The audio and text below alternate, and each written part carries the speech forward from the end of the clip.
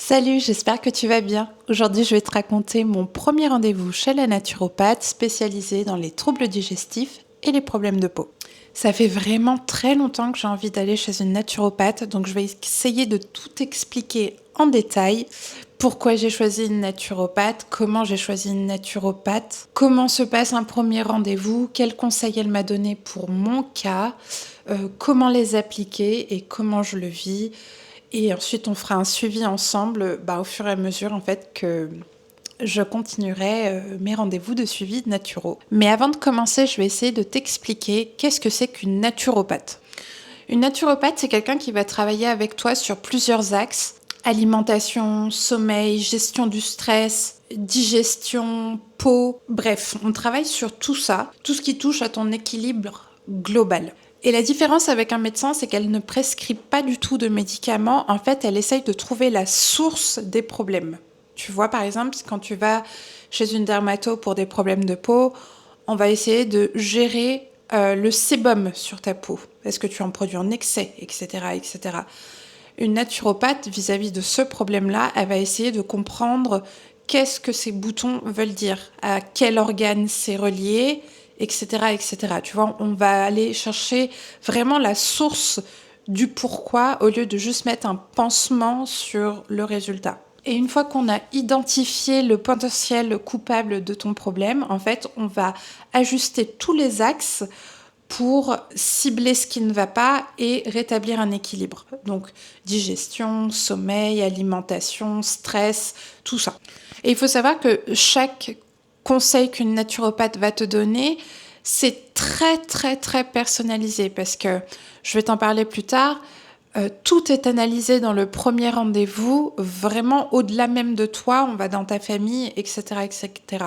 Donc, tout ce que je vais te dire dans cette vidéo, ça peut te donner des pistes, mais ce ne sera pas forcément une solution adaptée pour toi. Je te conseille vraiment d'aller voir une naturopathe pour avoir des conseils spécialisés et adaptés à ton ou tes problèmes. J'ai toujours voulu consulter une naturopathe parce que je savais qu'il y avait un lien entre ce que ma peau disait, mes cycles hormonaux, mon corps, mes organes, ma digestion. En fait, que tout est lié quelque part. Tu vois ce que je veux dire? Je voulais comprendre vraiment ce qui se passait dans mon corps plutôt que de juste traiter, de mettre un pansement dessus ou de camoufler éventuellement avec du maquillage ou comme là des filtres parce que je le vis très mal. Et ça me plaisait d'être accompagnée par quelqu'un qui voit le corps dans sa globalité et qui m'aide à prendre le temps de comprendre ce qui se passe et me suivre en fait dans cette évolution.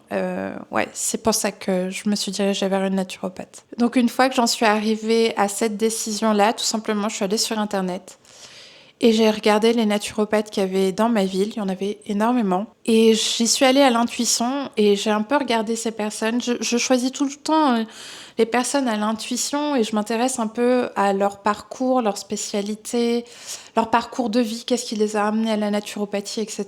Et je suis tombée sur le site de ma naturopathe qui a mon âge à peu près, qui a connu des problèmes d'acné, de boutons à l'âge adulte, exactement comme moi, qui a réussi à s'en sortir et qui s'est spécialisée surtout dedans, dans les problèmes de peau, mais aussi dans les troubles digestifs. Et vu que c'est exactement ce que je cherchais, j'ai foncé en fait. Je sais pas, pour moi c'était évident, j'ai pris rendez-vous et du coup ça s'est passé la semaine dernière. Le premier rendez-vous avec une naturopathe, c'est un peu long, ça dure 1 heure et demie. Un rendez-vous de suivi, pour te donner une comparaison, ça dure à peu près 1 heure. Le premier rendez-vous dure 1 heure et demie parce qu'en fait, on va faire ce qu'on appelle une anamnèse. Ce mot bizarre, en fait, c'est juste pour te dire qu'on va faire un questionnaire sur tes habitudes de vie, sur tout, sur les problèmes de santé récurrents dans ta famille, côté paternel, côté maternel, bref. C'est un gros questionnaire pour voir déjà d'où on part. Dedans, tu auras des questions du coup, comme je t'ai dit, sur les problèmes de santé que tu as à l'heure actuelle, ceux de tes parents, ton hygiène de vie actuelle. Et il s'agit d'être honnête au maximum, vraiment. Du coup, tes habitudes alimentaires, ton sommeil, la qualité de ton sommeil, la qualité de ta digestion, la régularité de tes cycles, si tu es une femme comme moi, la densité des saignements pendant tes règles, le niveau de stress, comment tu gères les émotions de manière générale au quotidien. Tout est pris en compte. Et dans mon cas précis, une fois que cette anamnèse a été faite, on s'est rendu compte que ça tournait autour de 2 organes principaux, mon foie et mes intestins. Elle m'a dit qu'en gros, mon hygiène de vie actuelle était vraiment très clean, il n'y avait rien à dire, et que la localité de mes boutons, en fait, donc la majorité, en fait, c'est en haut des joues, des 2 côtés, et vraiment au ras des sourcils ou un peu au-dessus des sourcils. C'est vraiment ces 2 endroits-là. Et elle m'a expliqué que les joues, en fait, c'était le foie, et que le dessus des sourcils, c'était les intestins. Et c'était full cohérent avec tout ce que j'avais dit dans mon anamnèse et les questions qu'elle m'a posées. En gros, elle m'a déjà, d'entrée de jeu, elle m'a déculpabilisée. Elle m'a dit que mes problèmes de peau n'étaient pas forcément dus à mon hygiène de vie d'aujourd'hui. Je ne faisais rien de mal. C'était tout simplement que j'étais sous pilule très tôt dans ma vie, sous pilule contraceptive, et que ce que mon corps a voulu exprimer et qu'il n'a pas pu faire, il le fait aujourd'hui. Quand elle m'a dit ça, j'étais à 2 doigts de chialer, parce qu'en fait, ça te fait redescendre d'un cran et déculpabiliser tellement, ça t'enlève un poids des épaules en mode « mais en fait, je fais rien de mal ». Ok. Et du coup, c'est aussi intense que ça, vraiment. Pour les personnes qui ont de l'acné, je pense qu'elles comprendront. C'est aussi intense que ça. Quelqu'un qui te dit « mais tu fais rien de mal en fait ». Meuf, tu ne fais rien de mal. C'est juste que t'as pris une mauvaise décision très jeune parce qu'on t'a dit que c'était la seule solution pour ne pas avoir d'enfant et que ton corps, en fait, il avait des hormones à traiter, tout ça, et que non seulement tu lui as mis une muselière pour pas qu'il le fasse en étant sous contrôle hormonal de la pilule, mais en plus, il en a accumulé. Tu vois ce que je veux dire ? Il n'a pas pu traiter les hormones parce que c'est son rôle de recycler les hormones. Il n'a pas pu le faire. Donc une fois que le diagnostic a été posé, elle m'a donné plein de conseils. Voilà, j'en ai une feuille recto verso. Avant de continuer, je vais te donner le prix que j'ai payé parce que je veux te donner un maximum d'infos parce que pour moi c'est vraiment un truc à faire d'aller voir une naturopathe en tant que femme au moins une fois dans sa vie. C'est très intéressant et ça te permet aussi de te recentrer sur toi et de prendre soin de toi comme tu devrais le faire et de manière naturelle. Le prix d'un premier rendez-vous avec une naturopathe, pour moi, ça m'a coûté 75 €. Un rendez-vous de suivi, ça coûte 60 €. Voilà. Et un premier rendez-vous, c'est 1h30 parce que, bien sûr, il faut apprendre à se connaître, il faut faire le questionnaire, l'anamnèse, tout ça, cibler la cause et le problème, ça prend du temps. Donc, c'est 75 €. Et bien sûr, elle ne fait pas d'ordonnance parce qu'elle ne te prescrit pas de médicaments ou autres. Elle te donne des conseils. Là, moi, c'est clairement marqué feuille de conseil, d'accord ? Et dans cette feuille de conseil, on va retrouver du coup tous les axes que je te disais, du coup alimentaire, hygiène de vie, bref, tu as tout ça sur ta fiche qui est 100% personnalisée qu'elle fait pendant le rendez-vous avec toi. Donc moi, je suis en gros, là pendant 2 mois, on fait une phase de reset totale. C'est-à-dire qu'on va tout remettre à zéro pour partir sur des bonnes bases. Donc ma première phase, elle dure 2 mois. Donc à l'issue de ces 2 mois, j'aurai mon rendez-vous de suivi pour qu'on voit comment ça s'est passé. Est-ce que ça a donné les résultats qu'on espérait ? Est-ce qu'il y a du mieux ou pas ? Et ajuster en fonction de ça. Donc mon gros reset, il se passe à 3 niveaux. Du coup, le foie, l'intestin, mais aussi l'hygiène de vie, la peau, le sommeil. J'ai énormément de choses à faire. C'est un peu... T'as hâte de commencer et en même temps, c'est un peu intriguant slash un peu inquiétant parce que quand tu as connu de l'acné, que tu as une routine de peau ou quoi que ce soit en fait, que tu as l'habitude de faire, qui te génère une illusion de sécurité en te disant je me lave la peau, voilà, je traite et tout. Là, elle m'a dit de ne plus rien faire. Pas parce que c'était mal, attention. Parce qu'elle a checké tous les produits que j'utilisais, elle m'a dit que c'était cool, que c'était très bien, mais que pour le reset, on avait besoin de faire un break pour permettre à la peau, en fait, de se régénérer, de restaurer sa barrière cutanée et tout, et de la laisser tranquille, en fait, et pendant 2 mois. Donc pendant 2 mois, elle m'a dit de me laver la peau avec ça. Donc en gros, moi à la maison, j'ai des petits disques comme ça de coton réutilisables. Donc en gros, tu les mouilles. Voilà, ils ont une petite face un peu rugueuse comme ça. Donc moi, j'exfolie légèrement sans trop appuyer. Avec du coup, elle m'a donné ça. C'est de la marque Jean-Jacques que je ne connaissais pas. C'est une eau micellaire hydratante à base d'eau thermale en fait. Donc en fait, l'avantage c'est que c'est 99% d'origine naturelle, que c'est fabriqué en France et il me semble en fait que ça t'hydrate les couches de l'épiderme et que ça rétablit en fait le pH de ta peau. Et elle m'a expliqué un truc, c'est qu'en gros, je mouille mon petit coton. À la base, elle m'a dit d'utiliser, si je peux et si j'en avais envie, une éponge, que je te dise pas de bêtises, une éponge konjac, voilà. Et les éponges konjac, quand tu les mouilles, elles changent un peu de texture, elles ont tendance à fondre. Moi, perso, j'aime pas trop ça. Je préfère garder mes petits cotons en réutilisables.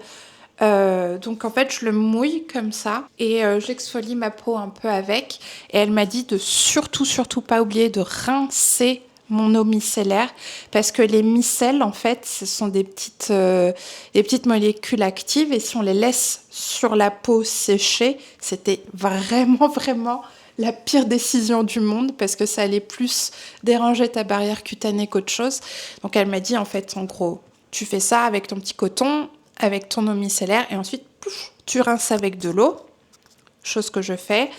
Avant, je faisais plutôt un lavage en 2 temps, une huile lavante et une crème lavante. Là, je passe sur ça. Déjà, rien que ça fait trop bizarre dans mon quotidien.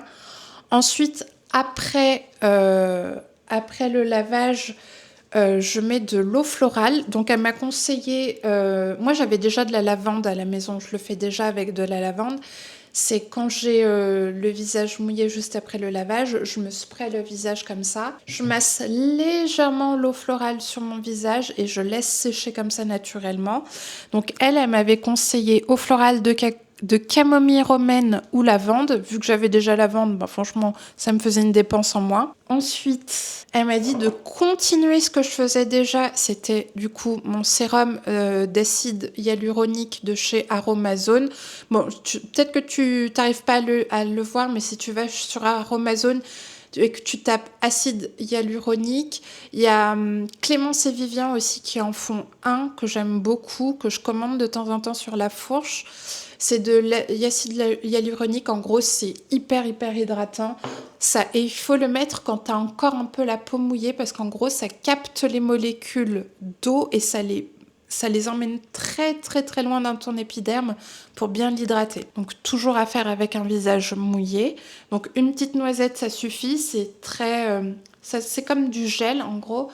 Hop, tu mets comme ça et tu laisses sécher. Et ensuite, elle m'a dit que je pouvais mettre soit de l'aloe vera pure, soit une crème Cica Plus, toujours de la marque Jean-Jacques, donc à base d'eau thermale, crème réparatrice apaisante. Voilà.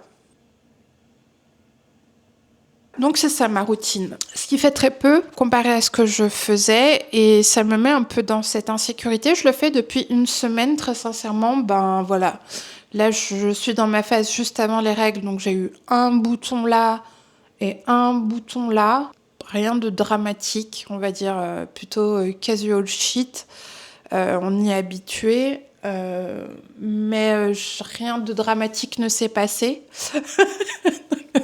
Donc c'est que ça fait pas forcément de mal à ma peau, donc je truste le process. Ensuite, elle m'a dit, on va essayer de prendre la fiche dans l'ordre, parce que là je suis partie dans tous les sens comme d'hab. En alimentation, tout était nickel. Elle m'a juste donné 2 trucs à faire que je ne faisais pas forcément. Et c'est des choses à faire juste pendant ces 2 mois-là, le temps qu'on reset le terrain de mon intestin, de mon foie et de ma peau. Ce qu'elle m'a dit, et que je faisais déjà, c'est de prendre un petit déjeuner protéiné et riche en bons gras. Ça, je le faisais déjà. Elle m'a noté de toujours vérifier les proportions de mon assiette, c'est-à-dire la moitié de mon assiette en légumes, un quart en glucides complètes et un autre quart en protéines, chose que je faisais déjà. Petite info qu'elle m'a donnée que je ne savais pas, c'est moi j'ai l'habitude en fait de cuisiner brut, vapeur, des cuissons douces à l'eau, tout ça. Pas parce que, voilà, Matrix c'est du régime ou quoi, mais parce que c'est une habitude que j'ai depuis. Et j'aime bien, en fait, une fois que j'ai constitué mon assiette, rajouter une cuillère à soupe d'huile d'olive ou de sésame grillé par-dessus pour les bons gras. Je trouve que c'est une manière intelligente d'utiliser des graisses de qualité parce que l'huile d'olive, ça coûte cher. Les huiles de qualité, ça coûte cher. Donc, cuisiner avec, j'évite au maximum. Donc, je préfère les mettre en assaisonnement, entre guillemets, sur mon assiette pour pouvoir en profiter des bienfaits au maximum. Elle m'a dit de continuer, que c'était une super bonne habitude. Mais elle m'a dit aussi d'utiliser des huiles de colza, de lin, de noix, de chanvre et de caméline. Donc, la moins chère de la liste, c'est l'huile de colza. C'est ce que j'ai acheté. En gros, elle m'a expliqué que ce sont des huiles, pareil, en bon gras, mais aussi qui ont un fort pouvoir anti-inflammatoire et qu'il fallait aussi les conserver au frigo. Donc voilà, ça je ne savais pas du tout. Du coup, en ce moment, je switch entre huile d'olive, huile de colza, huile de sésame grillée parce que j'adore ça.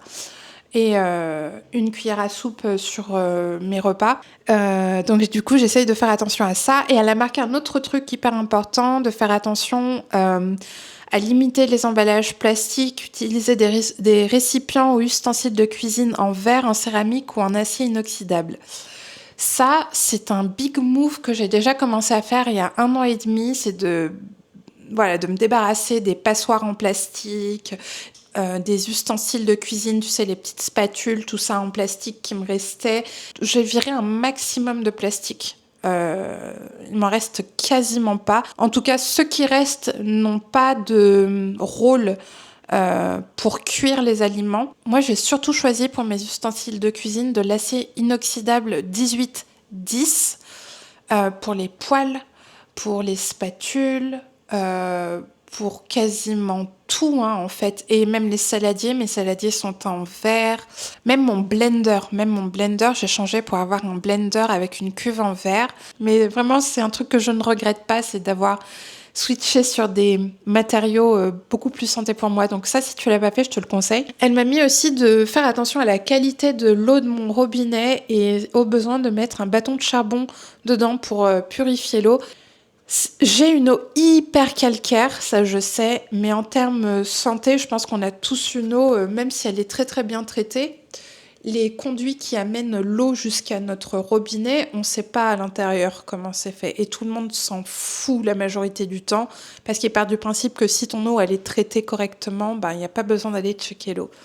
Tu crèveras pas de boire de l'eau du robinet toute ta vie, mais ça peut être la goutte d'eau qui peut faire déborder d'autres situations de santé qui sont pas jojo. Donc ça, j'y pense depuis un moment.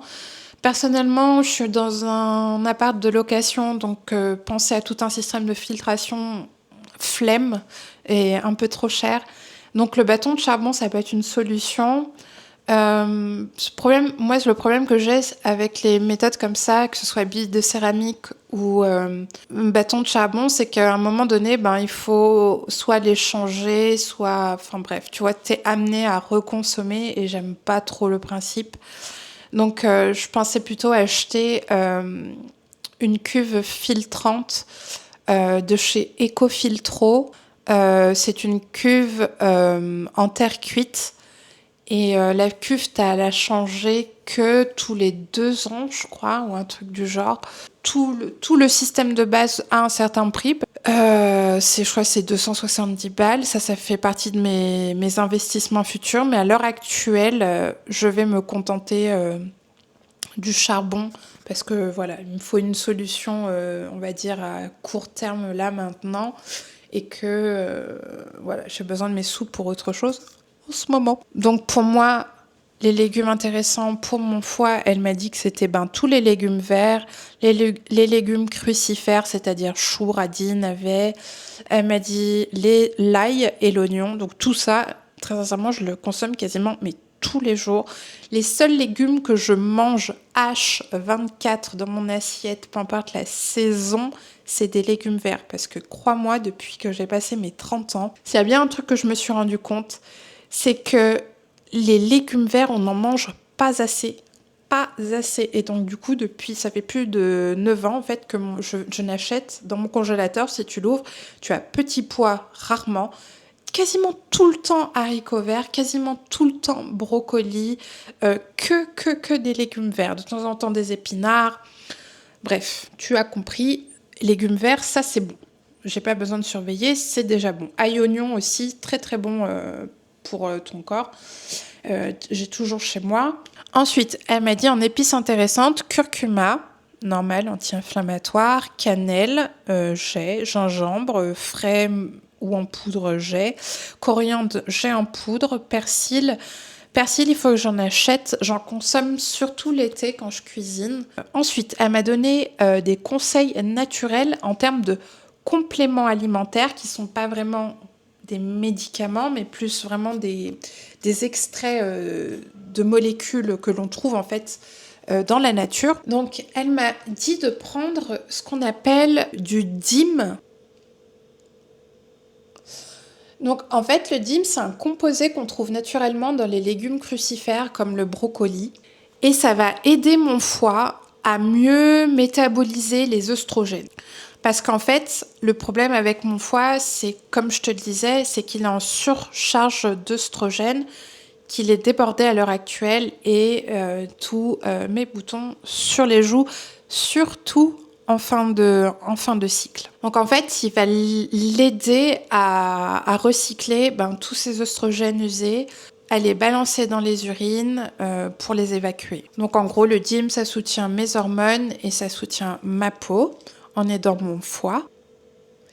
Et j'ai aussi de la gémothérapie de bourgeons de noyer qui aide à éliminer les toxines en soutenant le foie et l'intestin. Et en fait, ça aide aussi à régénérer toute la paroi de l'intestin. Et ça, c'est hyper intéressant. Parce qu'en gros, je lui ai dit que je sentais que j'avais du mal à digérer, surtout le soir. Et du coup, elle m'a dit de tester en éliminant le gluten pendant 2 mois, parce que j'avais peut-être pas une intolérance, mais peut-être une sensibilité au gluten. Et le temps qu'on reset tout ce qui ne va pas, de le donner un petit break à mon intestin et de voir comment ça se passe.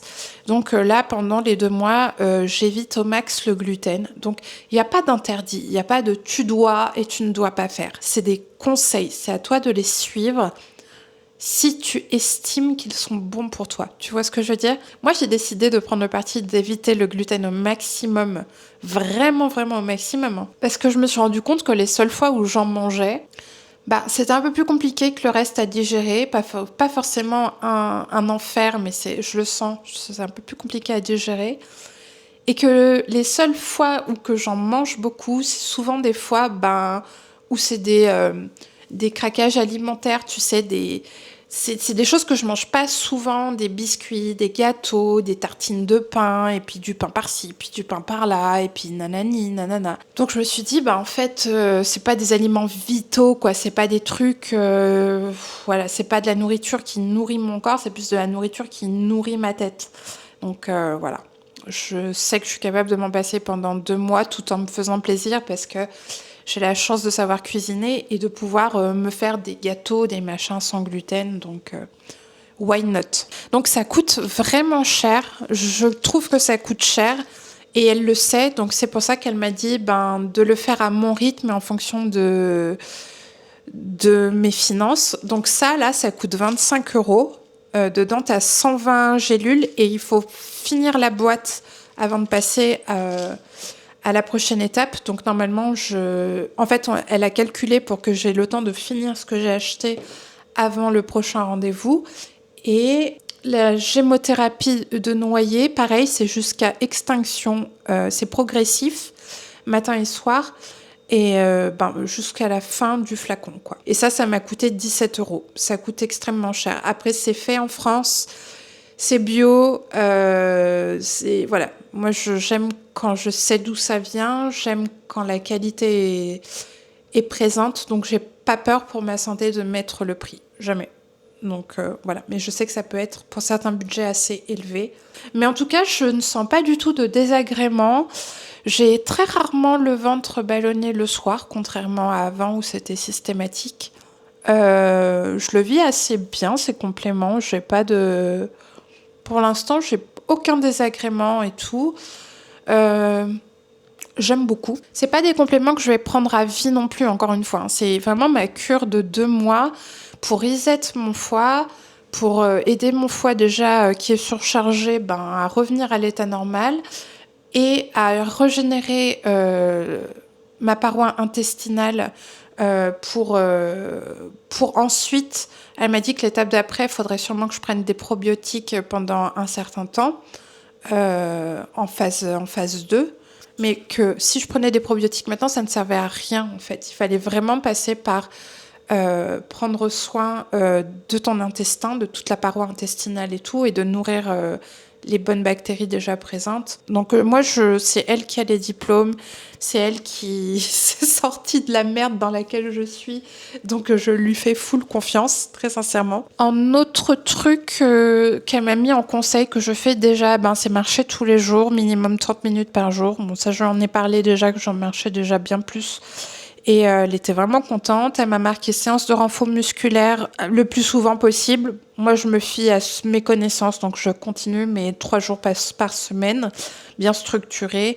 Elle m'a mis à faire de la cohérence cardiaque le plus souvent possible et si possible avant les repas. Elle m'a dit qu'en gros, c'était sympa à utiliser pour baisser le taux de stress et de cortisol avant de manger. Parce que quand on a un micro-stress, même si on le sent pas, que c'est pas palpable, avant de manger, ça allait avoir un impact en fait sur notre glycémie, que c'était à prendre en compte quand on avait des problèmes de peau. Donc voilà, ça je ne savais pas. Elle m'a dit de télécharger l'application qui s'appelle Respirelax, qui est gratuite et en fait voilà, ça t'aide à faire de la cohérence cardiaque pendant 5 minutes. Ça, je t'avoue qu'il faut que j'intègre plus. C'est le seul truc de tous ces conseils pour l'instant que j'arrive pas à faire régulièrement. Il faut que je fasse mieux. Et elle m'a aussi dit de mettre une bouillotte chaude sur mon foie tous les soirs pendant 20 minutes avant de dormir parce que ton foie fonctionne mieux quand il est à 40 degrés. Donc une petite bouillotte, en fait, ça lui donne les... Je le mets sur le foie. Le foie, c'est sur ton côté gauche, juste en dessous de tes côtes. Donc à peu près là. Moi, c'est une bouillotte avec des noyaux de cerise. Hop, une fois que c'est chaud, je mets là comme ça. Et au bout de 20 minutes, en général, ma mélatonine m'a donné un gros coup de poing dans la gueule, donc je m'endors. Mais voilà. Et ça, je t'avoue que j'aime beaucoup. Je le sens vraiment que ça me fait du bien. Donc ça, je l'ai fait quasiment dès le 3e jour après le rendez-vous. Et voilà. Et après, moi, je me maquille pas souvent, peut-être 1-2 fois dans le mois. Mais en gros, elle m'a conseillé d'utiliser uniquement du maquillage minéral. Tu sais, les poudres minérales. Elle m'a conseillé d'utiliser ça parce qu'en fait, ça laisse respirer la peau, ça bouge pas les pores et que c'est meilleur pour ma santé. Elle m'a recommandé 2-3 marques. Si jamais ça t'intéresse, elle m'a recommandé les 3 fées que tu trouves sur Internet, Lily Lolo et Couleur Caramel. Je crois que Couleur Caramel, elle me l'a recommandé parce que c'est une boutique en centre-ville aussi chez nous. Donc elle m'a conseillé ça en termes de maquillage minéral pour pouvoir me faire jolie sans abîmer ma peau et sans lui faire du mal et sans mettre de produits chimiques par-dessus. Ça, c'est toutes les recommandations qu'elle m'a données. Donc ça fait beaucoup pour le porte-monnaie et ça fait beaucoup à changer dans le quotidien parce que éviter le gluten, il y en a un peu partout. Elle m'a aussi dit de manière générale de limiter ma consommation de sucre. Elle m'a pas dit d'arrêter. Elle m'a pas dit de... Voilà, elle m'a dit de faire au mieux pour essayer pendant ces 2 mois d'avoir une consommation de sucre raisonnable. Chose que je fais. Moi, j'aime beaucoup toutes ces recommandations. Elles résonnent beaucoup avec moi, avec ce que j'aime et ce que je pense de la relation entre l'hygiène de vie de manière globale et le corps. Voilà. Ma peau, elle est plutôt ok. Hein. J'ai toujours mes taches. Hein. Mes taches, elles vont pas disparaître, mais de manière... Elle est douce, elle est pas inflammée, elle est cool, elle chill, quoi.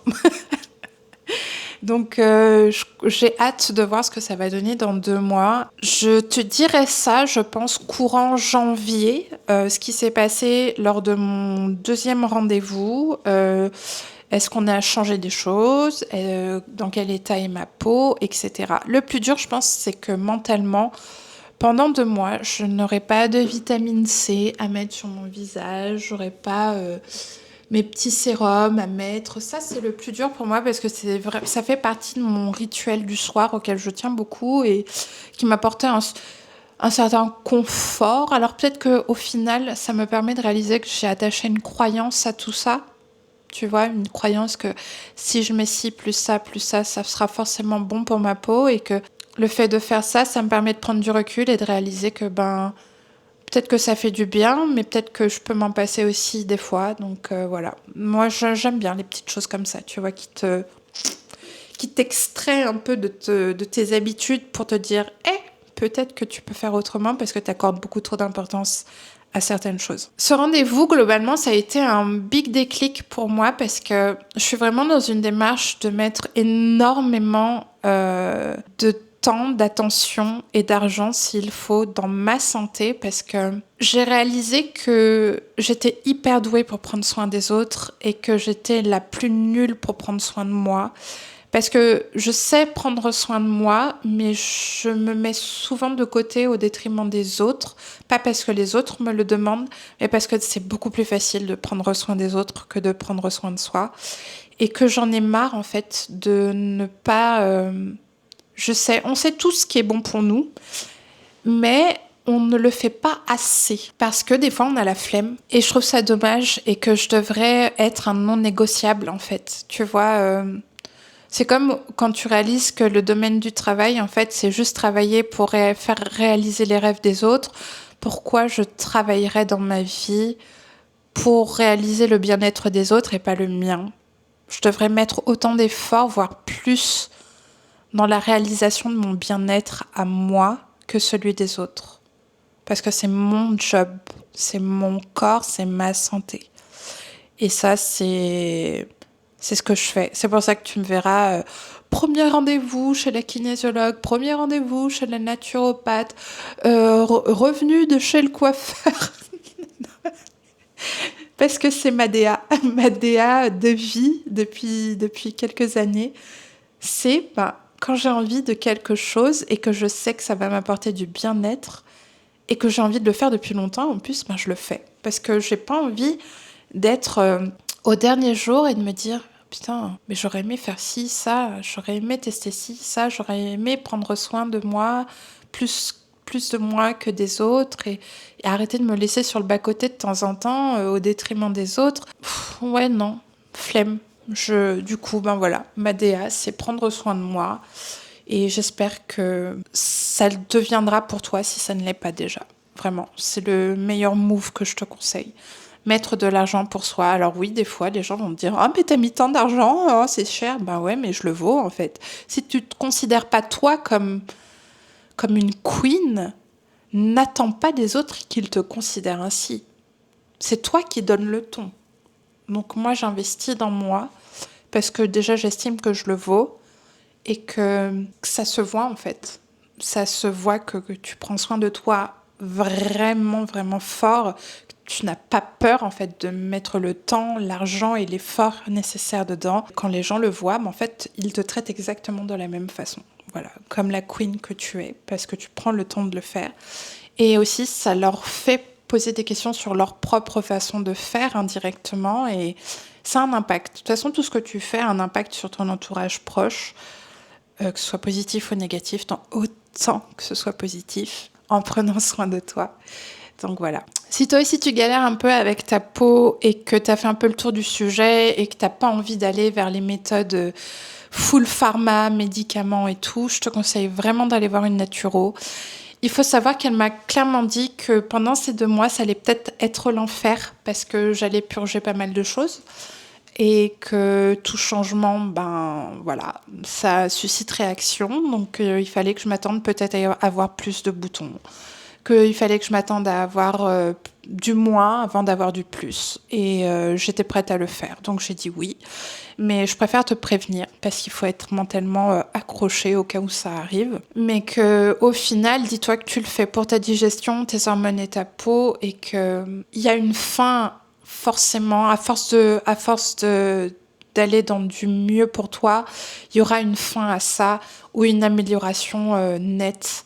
Ça, c'est ce que je me dis. Il n'y a pas de bouton sans raison. Il n'y a aucune raison que quand tu vas au fin fond des choses, t'aies des boutons sans raison. C'est non. Voilà. Déjà que nous, sans rien demander, on peut avoir 1 ou 2 boutons en fonction de la phase du cycle. Voilà. Si ça en restait là, à 1 ou 2 boutons, c'est gérable. Mais quand ça s'additionne, c'est là que ça devient usant et que tu pars un peu en burn-out. Donc, n'hésite pas à te faire accompagner par une naturopathe ou un naturopathe spécialisé dans les problèmes de peau. Je suis sûre qu'il y en a près de chez toi.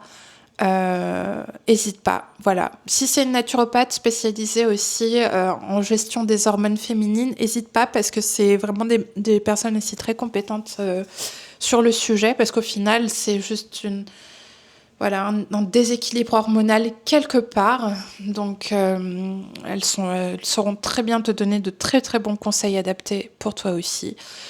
J'espère que ça t'aura été utile, j'espère que ça t'aura trouvé ça intéressant. N'hésite pas à me le dire en commentaire. Merci d'avoir passé ce petit moment avec moi. Je te souhaite un bon dimanche et je te dis prends soin de toi toujours car tu es ta priorité et on se retrouve dimanche prochain. À bientôt. Bye bye.